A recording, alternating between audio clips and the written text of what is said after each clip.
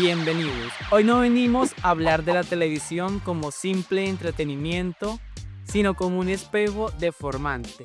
Al analizar el archivo de señal memoria bajo la lupa de Vera 2025, nos topamos por una verdad incómoda. La pantalla no solo muestra la realidad, sino que la fabrica. Nuestra hipótesis es esta. La televisión colombiana ha operado como una arquitectura de poder. A través del lenguaje y la imagen, se ha confinado a los grupos afrodescendientes y servidumbre de exotismo, negándole su derecho a la complejidad. No es solo la falta de representación, es una representación jerárquica que aún hoy dicta quién pertenece al centro de la narrativa nacional y quién se queda en la periferia. Siguiendo lo que plantea Andrés en la introducción, si la televisión no solo refleja la realidad, sino que también ayuda a construirla, entonces vale la pena preguntarnos cómo es que se forman esas imágenes sobre los distintos grupos culturales. Desde la comunicación intercultural, autores como Pesch, Rizzo y Romeu explican que cuando interactúan culturas diferentes, también se cruzan distintas formas de entender y de interpretar la realidad. Esto significa que la comunicación no es neutral. Siempre está influida por las experiencias, los valores y las miradas culturales de quienes producen y consumen los mensajes. Jan Turco y Colella señalan que los estereotipos son representaciones simplificadas que una sociedad repite tantas veces que terminan pareciendo normales o naturales. Y aquí, los medios de comunicación tienen un papel muy importante, porque al repetir ciertas imágenes o roles sobre un grupo, ayudan a consolidar esas ideas en la mente colectiva. Esto también se relaciona con el concepto de alteridad, que se refiere a cómo una sociedad construye la imagen de los otros, es decir, de aquellos que percibe como diferentes. Por eso algunos autores proponen analizar estas representaciones desde la interculturalidad crítica. Walsh plantea que no basta con reconocer que existen culturas diferentes y ya, también es necesario cuestionar las relaciones de poder que históricamente han puesto a unas culturas en posiciones dominantes y a otras en lugares subordinados.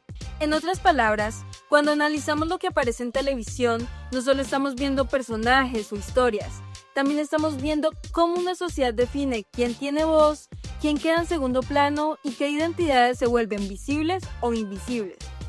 Y precisamente con esas ideas en mente es que podemos analizar el caso que plantea Vera sobre la representación afrodescendiente en la televisión colombiana.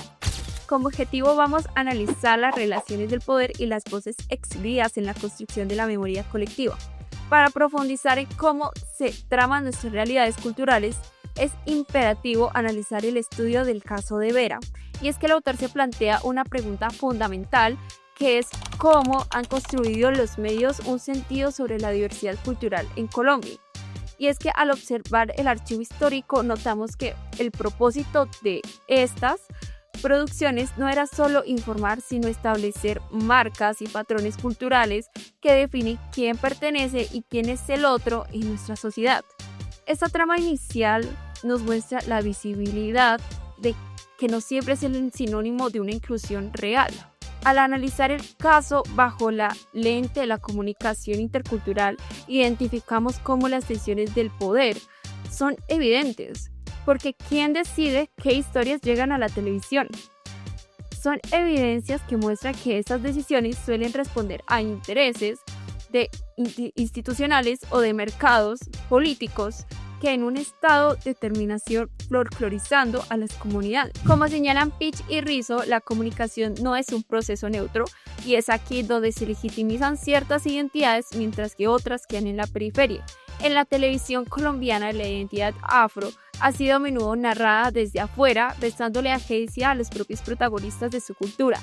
Una de las consecuencias más graves de esta forma de comunicar es la exclusión de voces auténticas en la construcción de la memoria colectiva. Al analizar este caso de Vera, vemos que cuando el lenguaje audiovisual se convierte en el arquitecto de la diferencia, las comunidades afrodescendientes son representadas bajo falacias de interculturalidad que ocultan conflictos profundos. Así que, ¿qué voces quedarán fuera durante décadas? ¿Cuáles fueron? son aquellas que no encajaban en el relato nacional homogéneo. Esta deficiencia comunicativa es el punto donde nosotros como comunicadores sociales debemos actuar para transformar narrativas. A continuación vamos a dar un paso más allá de lo nacional, y es que mis compañeros presentarán una comparación intercultural con otros grupos que también han vivido esta lucha por su representación. Si contrastamos lo que Veras pone sobre la afrodescendencia con otros grupos, el patrón de otredad es evidente. Tomémonos dos frentes críticos: la diáspora migrante.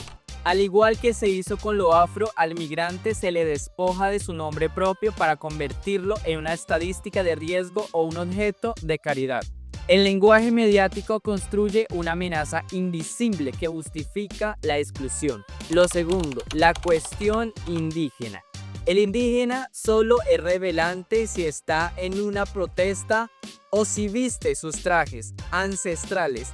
Rara vez se le reconoce como un ciudadano contemporáneo, académico o político. En ambos casos, el poder mediático utiliza el lenguaje para congelar al otro en el tiempo, impidiéndole evolucionar ante los ojos de la audiencia. Después de analizar el caso sobre la representación afrodescendiente en la televisión colombiana, se puede observar que en los medios de comunicación no solo se transmite información o entretenimiento, sino que también construyen significados sobre la identidad cultural y social. En muchos casos, las comunidades afrodescendientes han sido representadas desde estereotipos o desde una visión limitada, que no refleja la diversidad y complejidad de sus realidades. Esto evidencia que existen relaciones de poder dentro de los medios, ya que quienes perciben y deciden qué historias se cuentan no siempre pertenecen a las historias representadas.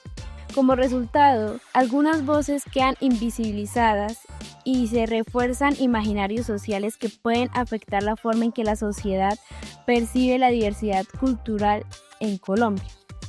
Por esta razón es importante que la comunicación promueva representaciones justas e inclusivas donde estas comunidades puedan participar activamente en la constitución de sus propias narrativas. En síntesis, este caso nos invita a reflexionar sobre el papel de los comunicadores sociales en la transformación de esta dinámica, reconociendo la diversidad cultural y fomentando a una comunicación más intercultural y responsable.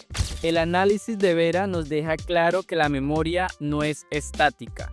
Es un campo de batalla, pero más que cerrar este video con conclusiones definitivas, prefiero dejar estas tensiones de en punta. ¿Es la televisión capaz de reparar el daño simbólico que ella misma construyó durante décadas? ¿Estamos viviendo una verdadera inclusión étnica o simplemente un maquillaje de diversidad para cumplir con la corrección política?